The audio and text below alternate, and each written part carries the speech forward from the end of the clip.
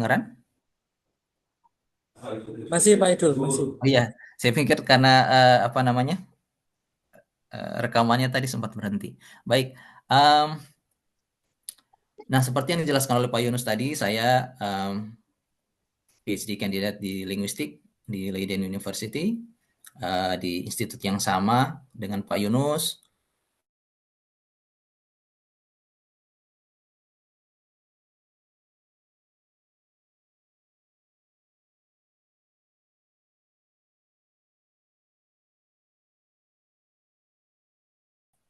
Sangat unik, berbeda dengan metafora pada umumnya.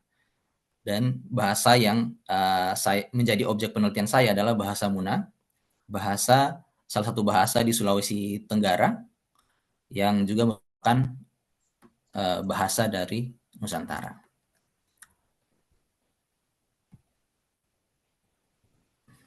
Nah, selama 7 pertemuan ke depan, kita akan membahas hari ini kita akan membahas lanskap Austronesia ya melalui studi kasus.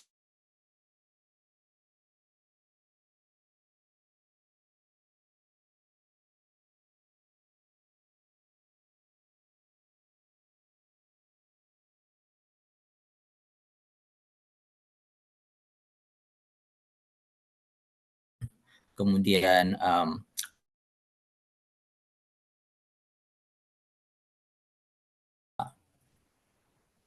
yang keempat kita akan membahas sedikit tentang Elan.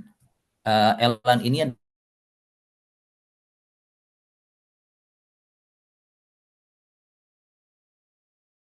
khususnya. Jadi dia adalah salah satu aplikasi yang bisa kita gunakan untuk menganotasi hasil data hasil rekaman atau hasil yang kita kumpulkan sewaktu di lapangan.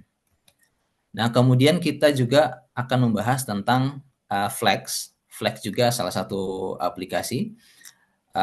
Bedanya dengan Elan, di Flex ini kita akan banyak menggunakannya untuk melakukan glossing ya, terhadap data-data bahasa yang sudah kita kumpulkan. Nah, kemudian karena riset saya tentang metafora, saya juga akan membahas tentang bagaimana cara metafora bekerja, khususnya bagaimana teori-teori yang tadinya berbasis bahasa Inggris atau bahasa-bahasa Indo-Eropa, bagaimana dia bisa bekerja terhadap bahasa-bahasa di Asia Tenggara, khususnya bahasa-bahasa di Nusantara.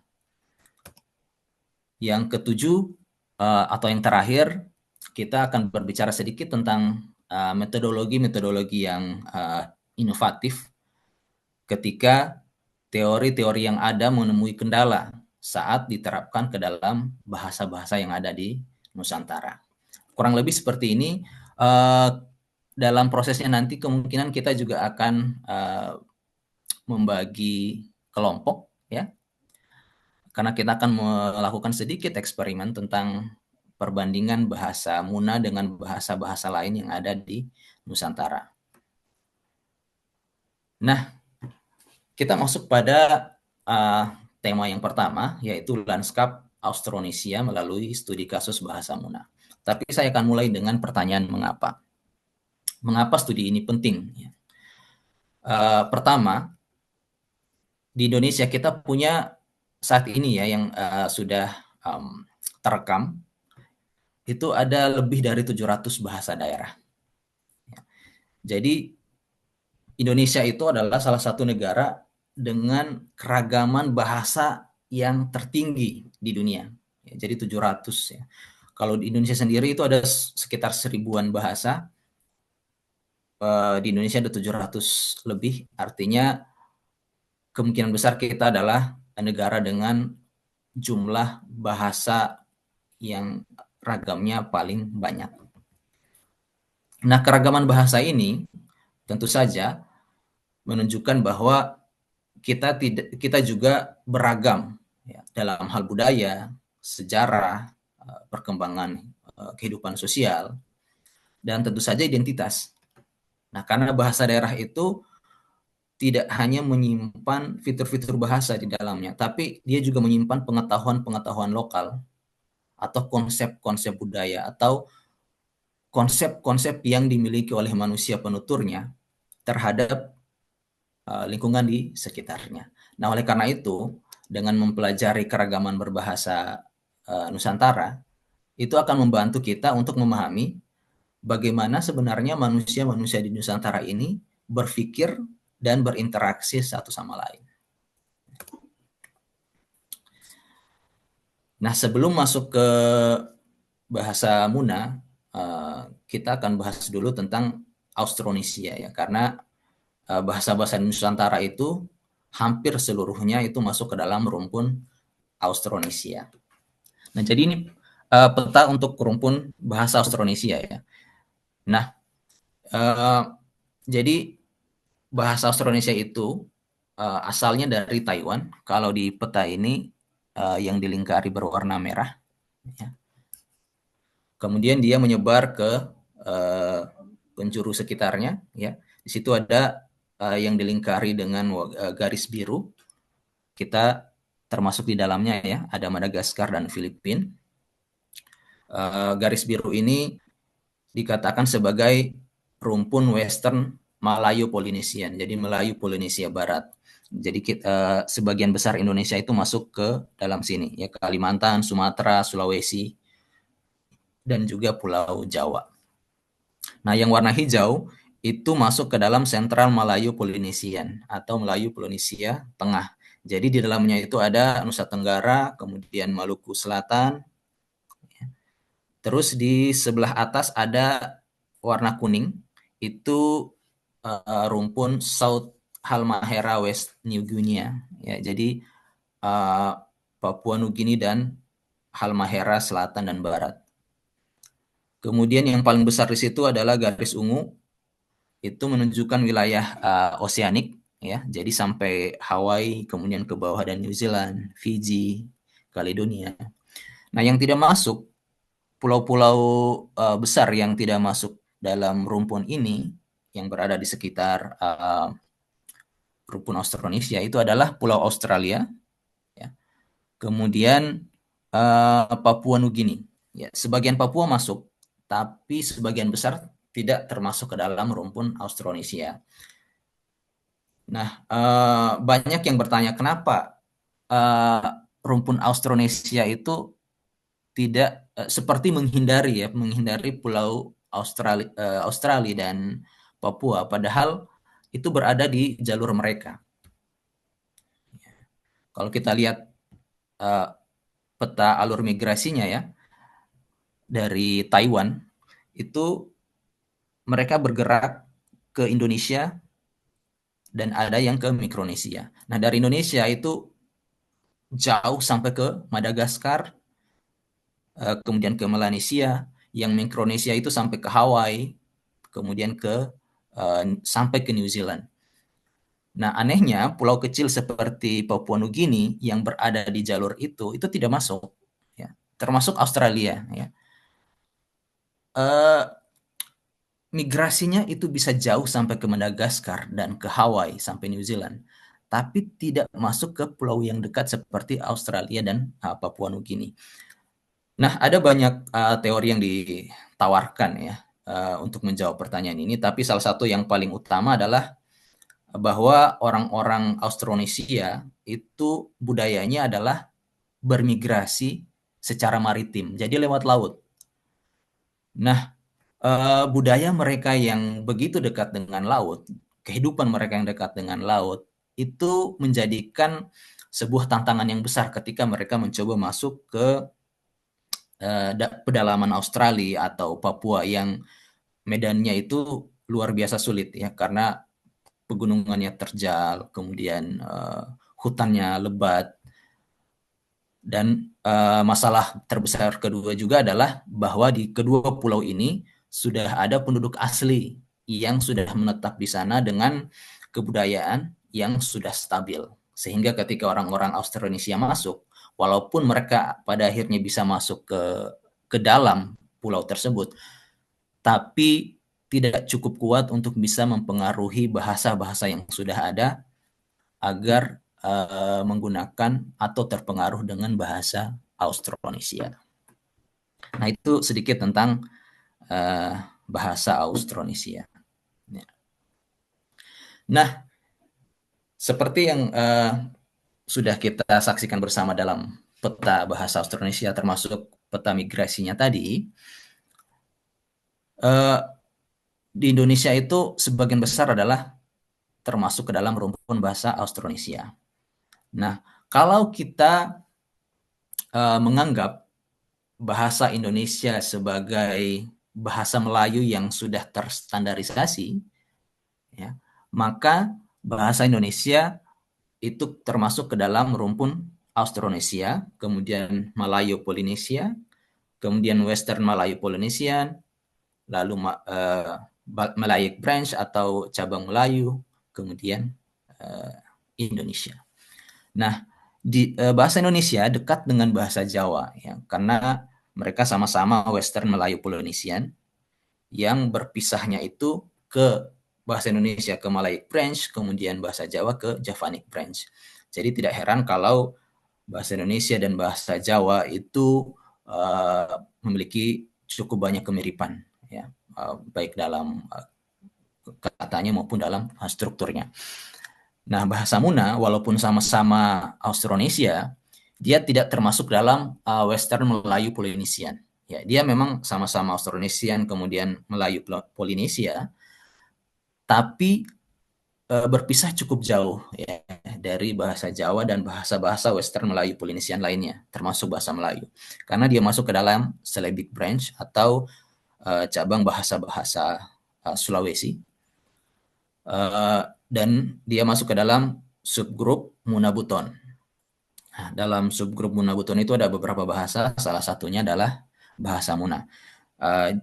Jadi dari asal-usul ini, ya, dari pola genealogis ini, kita bisa memahami bahwa mengapa struktur bahasa Muna sedikit atau ya cukup banyak berbeda dengan bahasa-bahasa lain di Nusantara, khususnya yang berada di dalam rumpun Western Melayu Polynesian. Ya.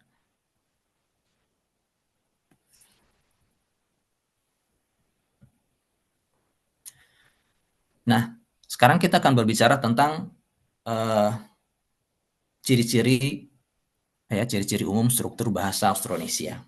Ya. Nah, bahasa Austronesia itu memiliki pola umum, ya. Yang paling umum itu adalah subjek, verb, objek. Ini yang paling dominan, paling banyak dipakai dalam bahasa-bahasa yang berada dalam rumpun ini. Nah, tapi dia juga punya variasi, yaitu verb, subjek, objek, atau verb, objek, subjek. Lalu ada subjek, objek, verb. Ya. Nah, yang VSO atau VOS ini itu dominan dipakai di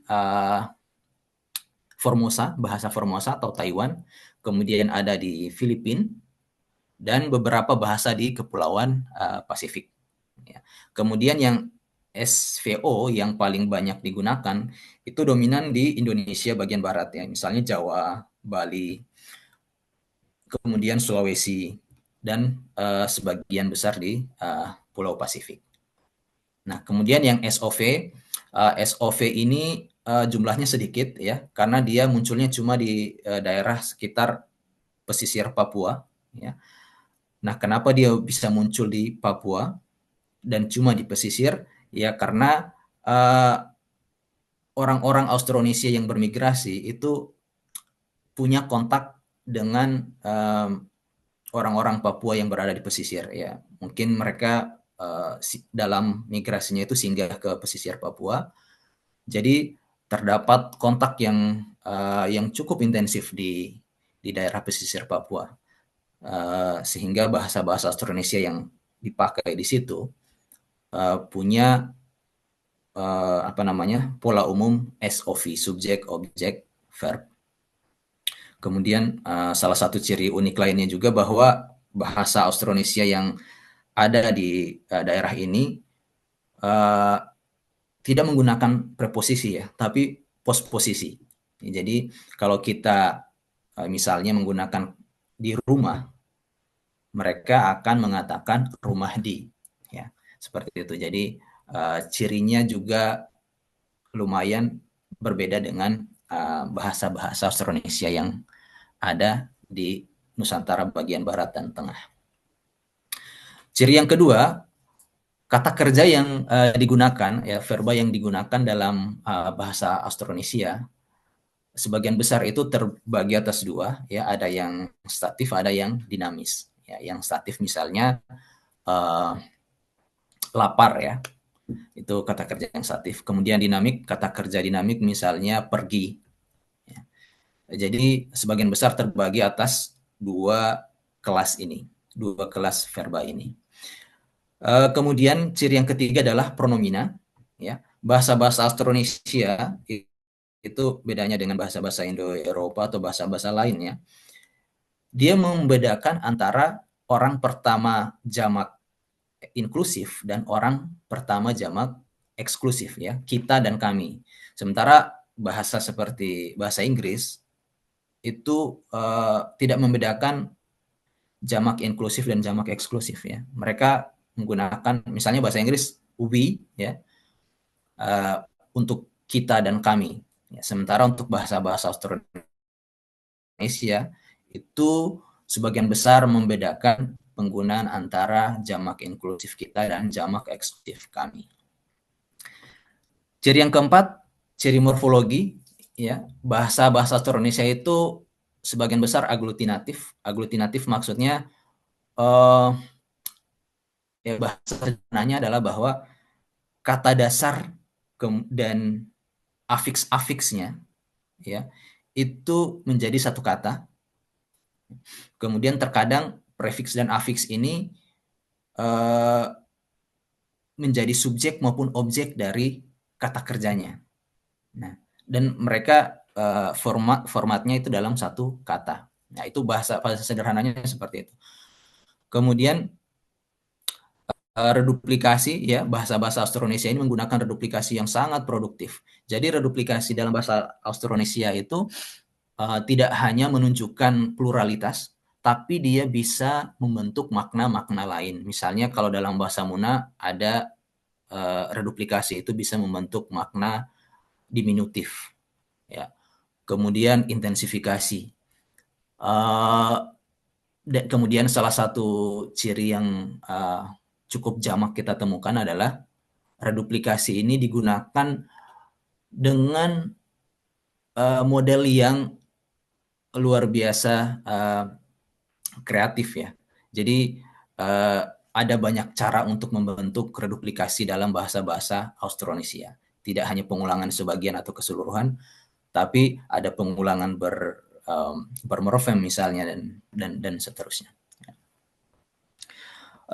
Dan ya salah satu ciri yang paling jamak dari bahasa Austronesia pada tataran morfologi ya itu bahwa sebagian besar bahasa di Austronesia itu menghindari kata yang berakhiran konsonan. Ya, jadi sebagian besar bahasanya berkonsonan vokal. Ya. Maaf, maksudnya berakhiran vokal, bukan konsonan. Baik, yang kelima adalah ciri fonologi. Ya, dalam bahasa Austronesia itu fonologi apa namanya fonem konsonannya itu mulai dari 16 sampai 22. Ya. Ada yang lebih dari itu, ada yang lebih sedikit dari itu, tapi rata-ratanya 16 sampai 22 konsonan. Kemudian vokalnya ya normal 4 sampai 5 ya. Tapi ada beberapa bahasa Austronesia yang jumlah konsonannya itu sangat sedikit, misalnya di Hawaii. Kemudian ada juga yang konsonannya sangat banyak, itu ada di New Caledonia. Ya. Jadi di pulau-pulau kecil di Pasifik. Kemudian kita melangkah ke ciri berikutnya. Ya. Ada ciri semantik juga. Nah, salah satu ciri semantik yang paling jelas dari bahasa Austronesia itu banyak yang tidak memiliki kepadanan dengan bahasa-bahasa Indo-Eropa. Jadi ketika kita mau menerjemahkan itu menjadi sangat sulit. Ya. Contohnya misalnya uh, rambut ya. Dalam bahasa bahasa di Austronesia pada umumnya kita membedakan antara rambut dengan bulu misalnya. Sementara dalam bahasa Inggris itu mereka menggunakan kata yang sama, misalnya hair. Jadi ketika kita ingin melakukan penerjemahan, itu cukup menjadi tantangan ya, karena memang uh, ciri bahasa Austronesia, terutama yang ada di Nusantara itu banyak kata-kata yang um, sulit, ya, sulit diterjemahkan secara atau dicarikan padanannya dalam bahasa lain di luar Austronesia. Nah, sehingga sebagian besar seperti yang uh, saya sebutkan di awal slide tadi ya, tentang bagaimana bahasa Muna tidak memiliki kata cinta, itu akan memiliki atau akan menghadapi tantangan yang luar biasa berat ketika kita misalnya membawa dia ke dalam bahasa bahasa di luar Austronesia. Ciri berikutnya adalah ragam bahasa. Nah, bahasa-bahasa di Austronesia itu pada umumnya memiliki tingkat tutur, ya. Jadi bahasa Jawa misalnya itu punya 3 tingkat tutur, ya, ngoko, kromo. Ya. Ini juga terjadi pada bahasa-bahasa lain yang masih berada dalam lingkup Austronesia, tidak semua, tapi sebagian besar itu memiliki ragam bahasa seperti ini, termasuk bahasa Muna juga punya ragam bahasa, ya tingkat tutur. Nah, kemudian juga bahasa-bahasa Austronesia itu punya leksikon yang membedakan gender antara laki-laki dan perempuan pada sebagian besar katanya. Ya. Berikutnya adalah orientasi. Um, Sebagian besar bahasa Austronesia itu orientasi arahnya itu ada yang menggunakan gunung laut ya, ke arah gunung atau ke arah laut, atau ke arah atas atau ke arah bawah. Ya, jarang menggunakan arah angin, misalnya selatan, utara, barat, timur ya. Jarang. Sebagian besar itu menggunakan orientasi arah yang berbeda. Nah, dalam bahasa Muna misalnya, uh, kami menggunakan orientasi arah atas dan bawah. Ya, jadi ketika kami mempersepsikan sebuah desa lebih tinggi posisinya atau lokasinya daripada desa yang lain, maka ketika kami ingin mengatakan bahwa kami menuju desa A yang lebih tinggi, kami akan bilang kami akan ke atas. Kalau kami ingin mengatakan kami ke desa yang lokasinya lebih rendah, kami akan mengatakan kami akan ke bawah. Ya, dan itu pula sebaliknya. Jadi orientasinya bukan lagi orientasi arah mata angin, tapi atas bawah. Ya. Kemudian kata demonstratifnya itu sering membedakan antara jarak ya, jarak si pembicara dari benda yang dibicarakan atau topik yang dibicarakan. Ya, misalnya ini, itu, sana, ya, atau membedakan antara objek yang terlihat dan tidak terlihat oleh pembicara. Nah, bahasa-bahasa kita punya kata demonstratif yang seperti ini, yang tentu saja jarang dimiliki oleh bahasa-bahasa lain di luar bahasa Austronesia. Nah, yang terakhir, rekonstruksi Proto-Austronesia itu menunjukkan bahwa secara umum afiks asli milik dari bahasa-bahasa Austronesia itu adalah infiks kemudian in, ada sufiks an, en, dan prefiksi. Nah, hasil rekonstruksi lain juga menunjukkan bahwa pertanian awal oleh masyarakat Austronesia itu pada umumnya adalah padi, kemudian tipikal rumahnya adalah rumah panggung, kemudian binatang yang didomestikasi adalah anjing, babi, dan ayam, dan tentu saja adalah kontak yang kuat dengan laut, ya, karena mobilitasnya sebagian besar adalah maritim. Nah, bagaimana dengan bahasa Muna? Kalau kita lihat di sebelah kiri, ini adalah peta Indonesia, ya.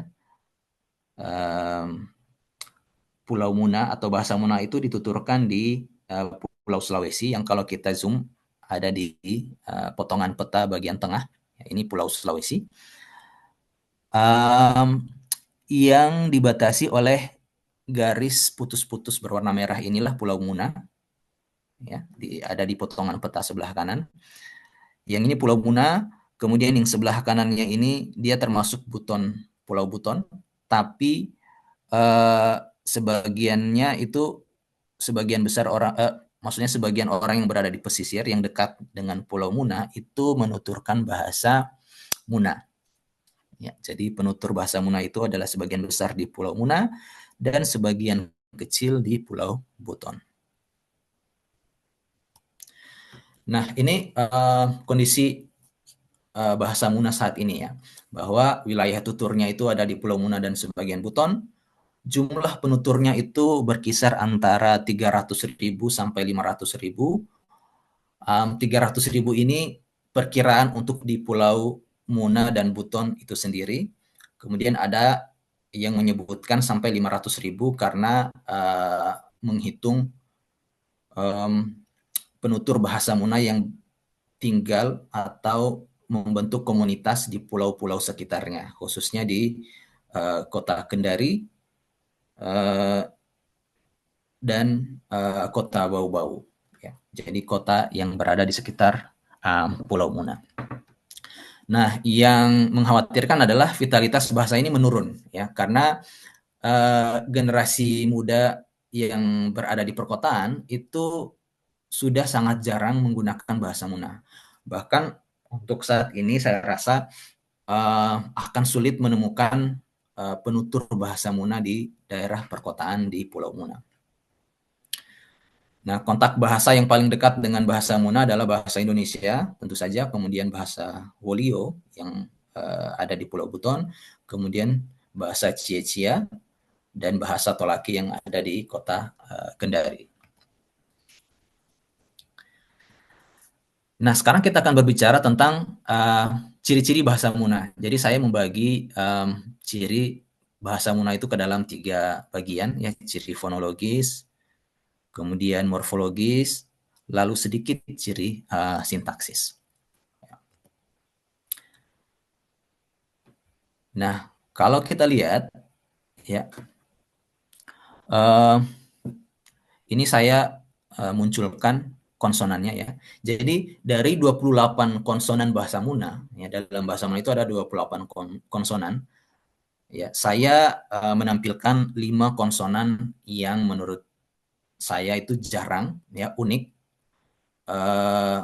sangat sedikit dimiliki oleh bahasa-bahasa lain yang termasuk dalam rumpun Austronesia. Yang pertama itu bilabial implosif, ya. Jadi selain punya yang eksplosif yang reguler, bahasa Muna juga memiliki be, ya. Jadi itu bilabial implosif, ya. Jadi punya be dan be. Misalnya pada kata buba yang artinya mulut, ya. Jadi kami tidak mengatakan buba, tapi wuba, ya, dengan b yang tidak bersuara.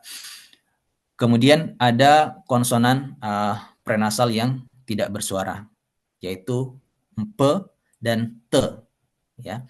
Mpe dan te ini jarang ditemukan dalam bahasa-bahasa Austronesia, ya, khususnya jika dia berada di awal kata. Nah, dalam bahasa Muna ini adalah konsonan yang cukup banyak ditemukan, misalnya pada kata mpona atau lama dalam bahasa Indonesia. Kemudian kalau ente itu ada entaga, misalnya, ya. Entaga itu sulit diterjemahkan ke dalam bahasa Indonesia. Entaga itu adalah kondisi sebuah benda yang sedang terbang dengan stabil. Itu ntaga. Jadi kedua konsonan prenasal implosif ini itu adalah konsonan-konsonan yang cukup sering ditemukan dalam bahasa Muna, tapi lumayan jarang ditemukan dalam sebagian besar bahasa-bahasa Austronesia. Yang ketiga adalah frikatif uvular bersuara, ya, atau ga. Ini cukup cukup sulit ya kita temukan dalam bahasa-bahasa lain di dalam rumpun Austronesia. Ya, contohnya kalau dalam bahasa Muna itu kata rage atau kaki dalam bahasa Indonesia. Ada fara atau paha dalam bahasa Indonesia, rompa atau lempar dalam bahasa Indonesia. Jadi cukup sering, cukup banyak ditemukan dalam bahasa Muna, tapi sangat langka dalam bahasa-bahasa Austronesia. Dan yang kelima adalah posisi eng di awal kata. Nah, kalau saya rasa ini cukup jamak kita temukan dalam bahasa bahasa di Nusantara, ya, bahasa-bahasa di Indonesia. Tapi secara tipologis di dunia secara umum posisi eng di awal kata ini posisi yang jarang ditemukan atau yang cukup sulit diucapkan oleh penutur bahasa non Austronesia. Nah, untuk vokalnya sendiri ini umum ya, bisa kita temukan dalam banyak bahasa Austronesia. Ada 5 jenis vokal: I, E, A, O, dan U. Vokalnya biasa. Nah, sekarang kita ke ciri morfologis. Yang pertama, ciri morfologis bahasa Muna itu sangat aglutinatif, ya. Afiksasinya luar biasa banyak. Jadi ada prefiks, sufiks, infiks, dan konfiks. Bedanya mungkin prefiks dalam bahasa Muna itu sebagian besar menjadi penanda subjek, ya. Dan sufiks menjadi penanda objek. Sementara infiks dan konfiks itu sebagian besar menjadi penanda temporal. Nah, jadi tidak heran dalam bahasa Muna, dalam satu kata itu bisa mengandung satu kata dasar dan 2 afiks sekaligus yang menjadi subjek dan objek dari kata tersebut. Sehingga satu kata juga dapat berfungsi sebagai satu klausa atau bahkan satu kalimat. Ya. Nah, itu salah satu ciri bahasa Muna. Contohnya saya bisa kasih di sini, misalnya agumompai. Agumompai itu adalah satu kata, tapi terdiri atas kata dasar kompa atau melempar, dan prefiks a sebagai penanda subjek saya, kemudian infiks sebagai penanda future, ya, penanda akan, ya, dan afiks sebagai penanda objek itu. Nah, jadi satu kata agumompai dalam bahasa Muna itu bisa menjadi satu klausa aku akan melemparnya, ya, atau satu kalimat bahkan. Nah, ini salah satu ciri morfologis bahasa Muna. Yang kedua, sistem pronominanya itu terikat dengan verba dan nomina. Ya, ini ada kaitannya dengan yang pertama tadi, bahwa pronomina saya, kita, kamu, mereka itu terikat dengan kata kerja. Jadi sebagian besar pronominanya itu melekat pada kata kerja dasar atau pada kata benda dasar, dan pronominanya biasanya terletak pada prefiksnya.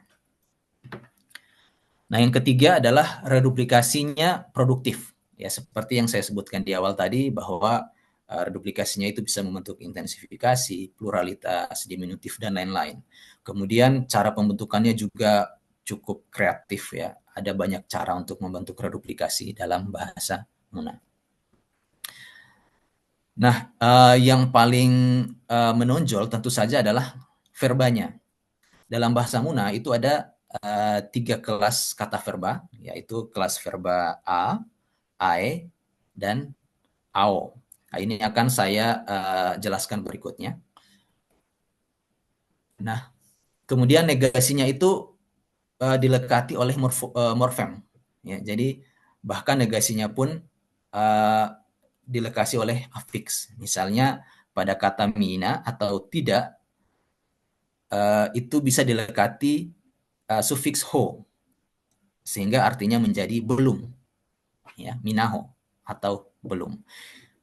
Jadi ini berhubungan dengan ciri yang pertama bahwa morfologi bahasa Muna itu cukup aglutinatif ya, karena prefiks dan sufiksnya itu hampir ada di mana-mana, hampir ada di setiap kata. Kemudian yang keenam adalah derivasi nominanya itu produktif. Jadi pembentukan nomina atau proses nominalisasi dalam bahasa Muna itu sangat produktif ya. Ada banyak ada banyak afiks yang bisa digunakan. Ya, misalnya di sini ada prefiks ka dan pa, kemudian ada mo dan ma, dan kita juga bisa membentuk nomina dengan menggunakan reduplikasi. Saking produktifnya nominalisasi dalam bahasa Muna. Nah, kemudian yang ketujuh, morfofonologinya itu kompleks ya. Jadi dalam bahasa Muna afiks-afiks yang melekat tadi sebagian besar itu mempengaruhi bunyi kata-kata dasarnya. Ya, jadi ketika kata-kata dasar dalam bahasa Muna itu mengalami pelekatan afiks, maka sebagian besar fonemnya itu akan berubah. Fonem di awalnya ya, ada yang vokal, ada yang konsonan. Tapi ada juga yang mengalami penyisipan nasal, ya, yang tadinya pada kata dasar itu tidak ada, tapi karena mengalami proses morfofonologi,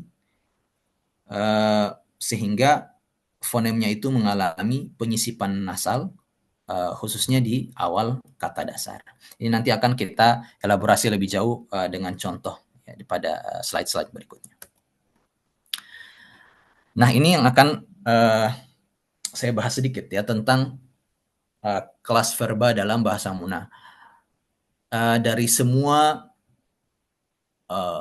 sintaksis bahasa Muna ataupun morfologi, ya morfosintaksis, bisa kita katakan, kelas verba ini adalah yang paling tricky ya, yang paling rumit.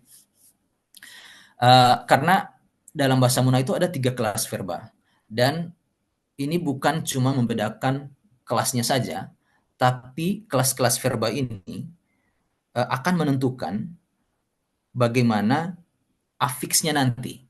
Jadi dia akan mempengaruhi bentuk afiks dan afiksasinya dan proses afiksasinya. Ya. Sehingga ketika kita ingin membahas morfologi ataupun sintaksis bahasa Muna, saya rasa yang paling penting untuk dibahas di awal adalah kelas verbanya dulu. Ya, karena nanti dia akan menentukan bagaimana proses morfologinya berlangsung. Nah, pertama kita akan bahas kelas I. Ya. Nah, kelas I ini sebagian besar menggunakan verba transitif. Ya. Yang termasuk dalam kelas ini adalah kata kerja transitif. Tapi ada juga sebagian yang tidak. Cuma sebagian besar adalah verba transitif. Di sini saya menggunakan contoh rabu atau membuat. Kalau kita lihat di sini ketika dilekati oleh prefiks penanda pronomina, ya, itu menjadi berubah-ubah ya. Kata dasarnya tetap, cuma yang berbeda adalah prefiks penanda pronominanya. Jadi ketika saya mengatakan saya membuat, maka dalam bahasa Munanya adalah aerabu, kamu membuat omerabu, dia membuat nerabu, kita membuat daerabu, kami membuat Tai Rabu, kemudian mereka membuat De Rabu. Sekarang kita bandingkan dengan kelas yang kedua, yaitu kelas AO. Di sini saya menggunakan verba intransitif statis wosa atau kuat. Ya. Kalau kita lihat ya, di sini sudah mulai tampak perbedaan ya. Kalau dalam kalau dalam kelas AE itu penanda pronomina sayanya adalah ae Rabu, maka dalam kelas kata AO itu penanda pronomina sayanya adalah AO. Nah, sehingga pronomina yang lain juga ikut berubah ya. Ome menjadi omo, ne jadi no, dae jadi dao, tae jadi tao, de jadi do. Begitu pula pada kelas kata yang ketiga ya. Di sini saya menggunakan verba intransitif dinamis atau pergi ya. Nah, karena dia kelasnya A, maka saya pergi itu adalah akala. Dan pronomina-pronomina lain juga ikut berubah ya, kecuali nokala. Omo ome omo menjadi o, dae dao jadi do, tae tao jadi ta, de dan do menjadi do. Nah, kalau kita lihat ya secara fungsional, tiga kelas kata ini dan hubungannya dengan afiks-afiks yang melekat kepadanya itu sangat mirip. Kalau ada yang belajar bahasa Prancis di sini, sangat mirip dengan cara kerja konjugasi dalam bahasa Prancis ya. Misalnya dalam bahasa Prancis itu juga ada tiga kelas kata ya, kelas kata ir, dan kelas kata lainnya. Nah, kelas kata ini yang dalam bahasa Prancis itu juga setiap kelas kata itu akan mengubah pronomina yang mengikutinya. Misalnya kalau saya akan menggunakan contoh kelas kata être dalam bahasa Prancis atau to be dalam bahasa Inggris ya. Ketika dia dilekati dengan pronomina saya, je, maka dia akan menjadi je suis. Tapi ketika dia dilekati oleh pronomina kamu yang kasual ya, tu menjadi tue. Tapi kalau dia menggunakan pronomina kamu yang sopan, yang polite, vous, maka menjadi vous êtes. Ya, jadi ada je suis, tu es, vous êtes, nous sommes, dan seterusnya. Jadi secara fungsional kelas kata kerja ini mirip dengan cara kerjanya mirip dengan kata kerja atau verba dalam bahasa Prancis, khususnya pada bagian konjugasi. Ya. Nah, ya, tapi tentu saja ya, walaupun di sini sudah jelas ada tiga kelas kata kerja, tapi sebagaimana sifat bahasa yang arbitrer, ya, terkadang ketiga kelas kata ini, ae, ao, dan a ini bisa digunakan lintas kelas ya. Contohnya misalnya saya akan menggunakan kata kerja intransitif dinamis ya. Verba intransitif dinamis. Ya, biasanya ya sebagian besar dia digunakan pada kelas A. Tetapi ada kasus di mana verba jenis ini itu digunakan pada kelas AE. Ya, misalnya pada kata kerja wanu atau mencuci tangan, itu menggunakan kata kerja ae, sehingga bukannya awanu tapi menjadi aiwanu. Ya, aiwanu. Tapi kata kerja yang sama kita bisa menggunakan a, ya, pronomina a, jika pada kata itu kita juga menggunakan objek. Ya. Jadi aiwanu saya mencuci tangan, tapi ketika saya menggunakan objek e atau sufiks penanda objek e, awanue itu tidak lagi menggunakan ae tetapi a. Nah,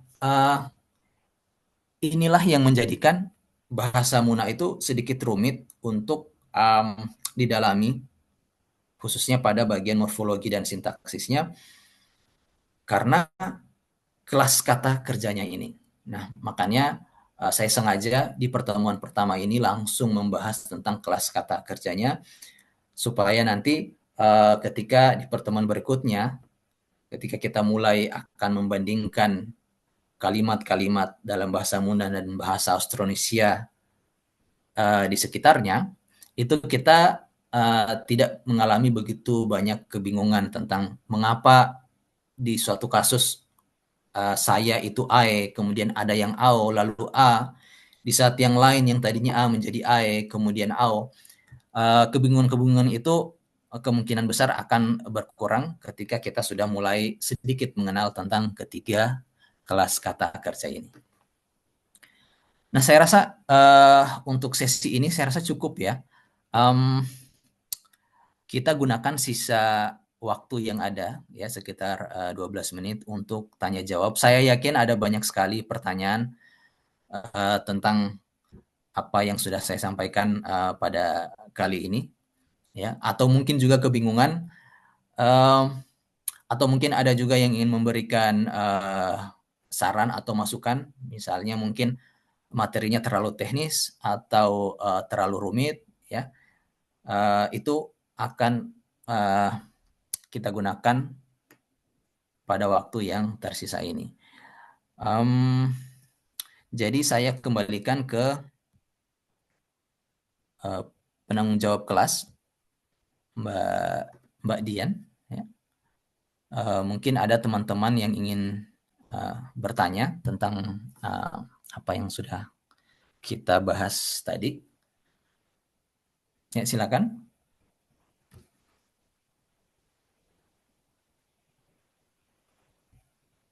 Bapak izin bertanya. Ya, silakan ya, Mbak Sofia. Saya Sofia dengan NIM 078. Izin bertanya Bapak.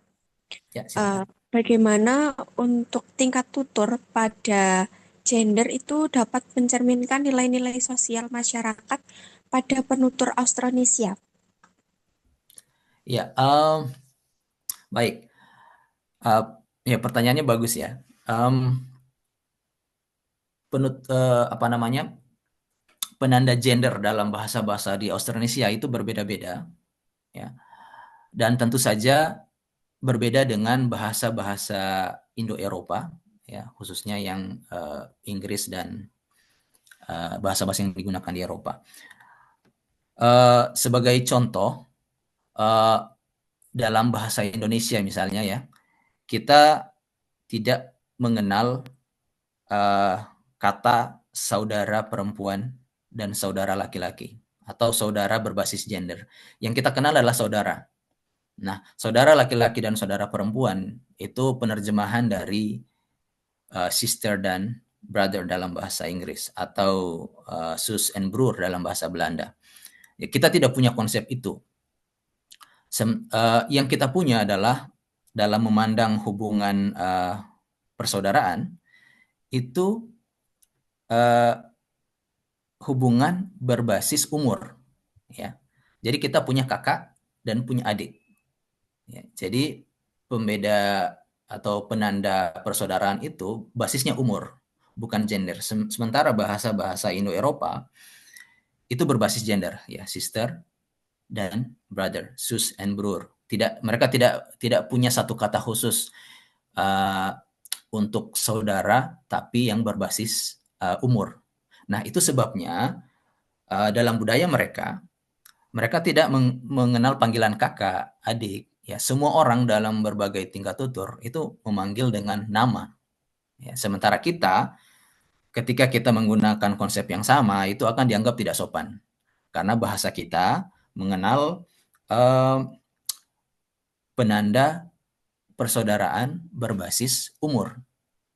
Ya, makanya ketika kita keluar dari konsep itu, kita dianggap tidak sopan. Nah, ini salah satu contoh kecil ya bagaimana penanda gender itu bisa menunjukkan perbedaan budaya dari dua penutur bahasa yang berbeda, atau bahkan bagaimana konsep hidup mereka atau bagaimana mereka melihat dunia di sekitarnya. Ya, ini juga dikenal dalam bahasa Muna ya. Dalam bahasa Muna juga kami hanya mengenal kata Isa dan Ae, kakak dan adik. Kami tidak punya kata khusus untuk memanggil saudara dengan basis gender seperti bahasa Indo-Eropa. Dan saya rasa itu juga terjadi pada bahasa-bahasa lain di Austronesia. Ya. Kira-kira seperti itu, Mbak Sufia. Baik Bapak, terima kasih untuk jawabannya. Sama-sama. Ya, mungkin ada lagi yang ingin bertanya? Atau mungkin ada yang ingin menyampaikan bahwa materi tadi mungkin terlalu teknis atau terlalu rumit atau terlalu cepat untuk dicerna mungkin. Silakan, ini forum bebas dan aman ya. Semua orang punya hak untuk mengutarakan pendapatnya ataupun pertanyaan. Ya, saya lebih suka pertanyaan sebenarnya. Silakan.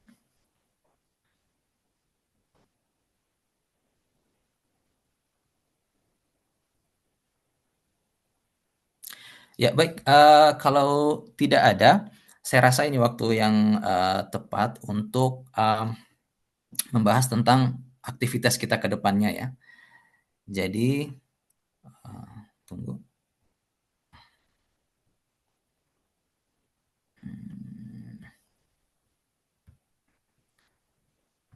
Ya, untuk pertemuan berikutnya, ya, kita akan membahas tentang tipologi dan morfologi khas Austronesia dan bahasa Muna.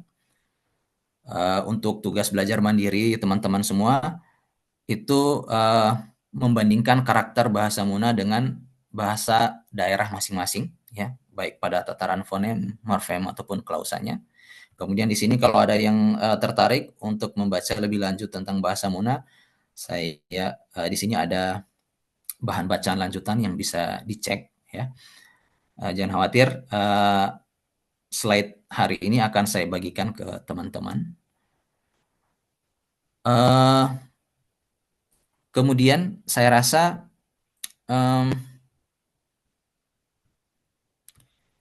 kalau boleh kita membagi kelas ke dalam kelompok-kelompok kecil ya.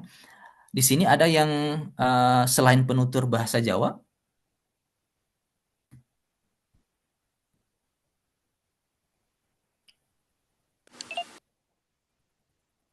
Iya, Mbak Dian, ada penutur lain selain bahasa Jawa di kelas ini?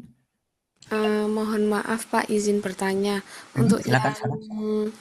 pembentukan kelompok itu sudah yang bentuk kelompok dari awal kelas Pak Yunus atau Oh, lagi ya Pak? Terima kasih. uh, oh iya, baik. Kalau untuk kelas ini saya rasa ya ini kalau ada ya, kalau ada penutur bahasa lain selain bahasa Jawa, misalnya anggap saja ada sekitar 3 penutur bahasa lain, maka kita bisa bagi kelasnya berdasarkan penutur bahasa-bahasa tersebut, supaya nanti kita lebih enak, lebih nyaman dalam melakukan perbandingan antar bahasa itu yang saya sebutkan di awal. Tapi kalau memang tidak ada, ya kita kita ikuti kelompok yang sudah dibagi sebelumnya aja. Baik Bapak, terima kasih. Ya. Tapi boleh dikonfirmasi sekarang, mungkin ada yang penutur bahasa lain selain bahasa Jawa di kelas ini? Mungkin dari teman-teman saya ada yang dari luar Jawa Pak. Oke. Ya, baik. Kalau memang ada penutur lain selain bahasa Jawa, mungkin bisa dikoordinasikan dengan teman-temannya. Ada berapa jumlah bahasa daerah lain, penutur bahasa daerah lain selain bahasa Jawa. Kita akan bagi kelompoknya berdasarkan penutur-penutur tersebut. saya serahkan pembagiannya kepada teman-teman sekalian. Nanti kelompok ini akan kita gunakan di pertemuan-pertemuan berikutnya untuk melakukan deskripsi bahasa, sedikit deskripsi bahasa termasuk praktek penggunaan aplikasi, ya, aplikasi dalam linguistik deskriptif. Ya. Nanti di pertemuan berikutnya Mbak Dian bisa kirimkan ke saya ya, atau dalam bentuk PDF atau mungkin dalam bentuk catatan kecil aja. Ada berapa grup yang ada di kelas ini dan masing-masing grup ada berapa anggota, supaya nanti saya akan gampang melakukan pembagian tugas. Baik, Pak. Ya, Terima kasih. ya kira-kira seperti itu. Mungkin masih ada pertanyaan teman-teman?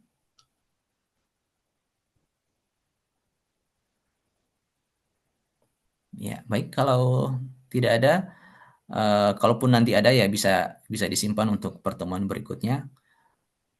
Kita akan membahas tipologi khusus bahasa Austronesia, khususnya bahasa Muna, di tanggal 17 November atau hari Senin pekan depan. Saya cukupkan sampai di sini. Assalamualaikum warahmatullahi wabarakatuh. Terima kasih untuk teman-teman semua. Saya kembalikan kepada penanggung jawab kelas, Mbak Dian Novita. Waalaikumsalam warahmatullahi wabarakatuh. Terima kasih, Pak. Terima kasih, Pak. Sama-sama.